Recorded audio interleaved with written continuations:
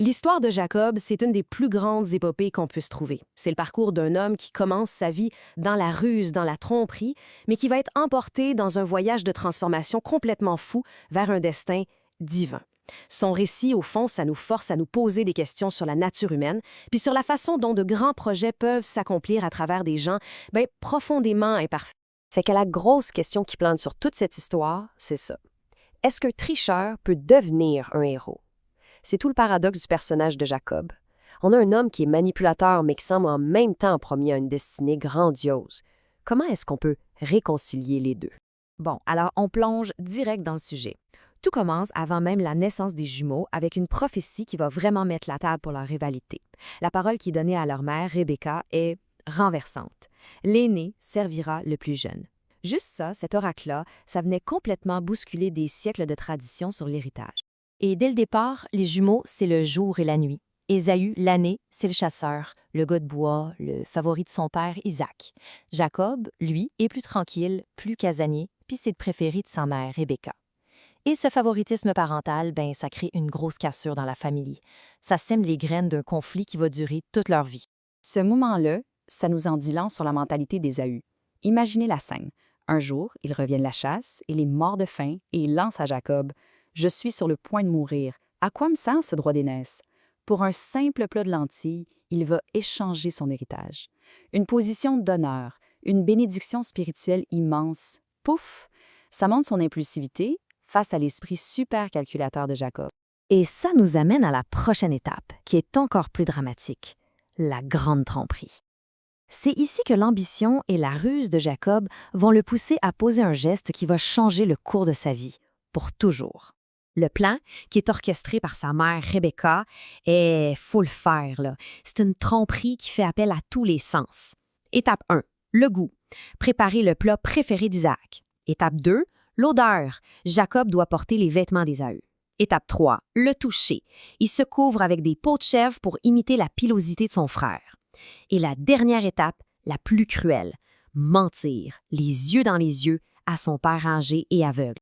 La tension est palpable. Isaac se méfie et n'est pas certain.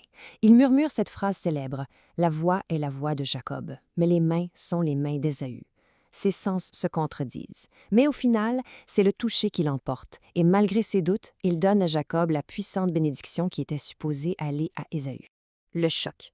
Ésaü revient de la chasse. Il apprend ce qui vient de se passer, et le texte dit qu'il a poussé un grand cri, un cri fort et rempli d'amertume.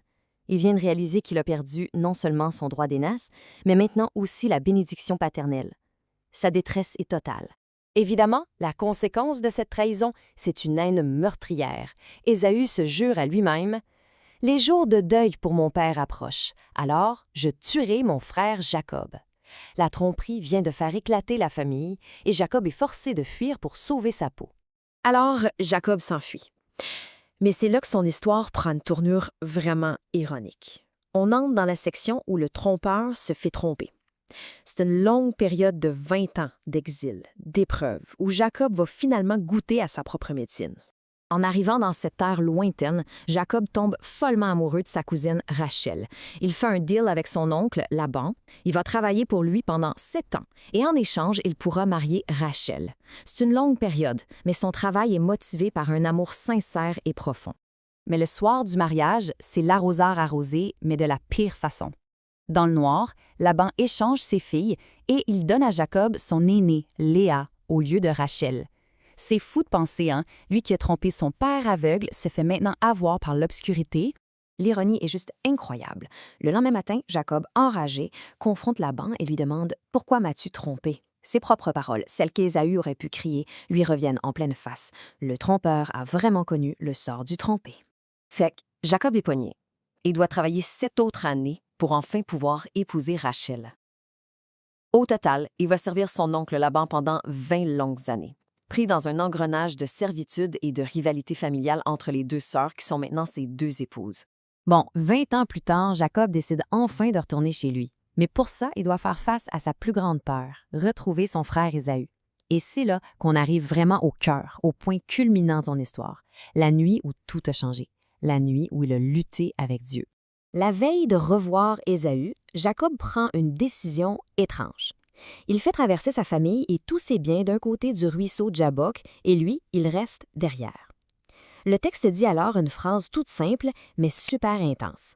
Jacob resta seul et un homme lutta avec lui jusqu'au lever du jour. C'est une lutte mystérieuse qui dure toute la nuit contre un adversaire qu'il ne connaît pas. Et c'est là qu'on revoit le vieux Jacob, le combattant. Même au milieu de ce combat qui le dépasse, sa vraie nature ressort. Il s'accroche, il ne lâche pas et il déclare « Je ne te laisserai pas partir avant que tu ne m'aies béni ». Ce besoin désespéré d'avoir une bénédiction, c'est plus fort que lui. Ça ne l'a jamais quitté. Et là, c'est le moment de la transformation. Son adversaire ne lui donne pas juste une bénédiction, il lui donne un nouveau nom. Il ne s'appellera plus Jacob, le trompeur, mais Israël, ce qui veut dire celui qui lutte avec Dieu. Jacob sort de ce combat blessé, il boite, mais il repart avec une nouvelle identité, un caractère transformé. Et cette transformation intérieure, elle a un effet quasi miraculeux à l'extérieur. Le lendemain, Jacob s'attend au pire, mais Ésaü court à sa rencontre, le prend dans ses bras et les deux frères pleurent ensemble. La haine, la rancune de 20 ans, c'est fini. La réconciliation est totale et inattendue. Mais le changement de Jacob, ça ne s'arrête pas juste à lui. C'est bien plus grand que ça. Cette transformation personnelle, c'est en fait la fondation de la naissance de toute une nation. C'est de cet homme imparfait et transformé que va naître un peuple entier. Sa famille, qui était super complexe avec ses deux épouses, Léa et Rachel, et leurs deux servantes, Bila et Zilpa, va devenir la base de tout. Ses fils comme Ruben, Siméon, Juda et bien sûr les plus connus, Joseph et Benjamin, vont devenir les ancêtres des tribus d'Israël. Et le chiffre clé ici, c'est 12. Les 12 fils de Jacob deviennent les chefs des 12 tribus d'Israël. C'est l'aboutissement de la promesse. Une seule famille, pleine de problèmes, qui devient tout un peuple. Alors, si on résume, qu'est-ce qu'on peut tirer de cette histoire-là? Premièrement, que même nos plus grands défauts peuvent faire partie d'un plan plus grand qui nous dépasse.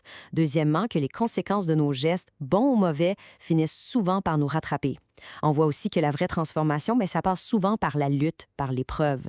Et finalement, que la réconciliation est toujours possible, même après des dixièmes d'années de haine. Au fond, toute cette histoire nous renvoie à une question. Qu'est-ce que ça veut dire pour n'importe qui de se battre avec ses propres faiblesses, ses propres démons, pour finalement trouver sa place, sa raison d'être dans la vie? C'est une bonne question pour réfléchir.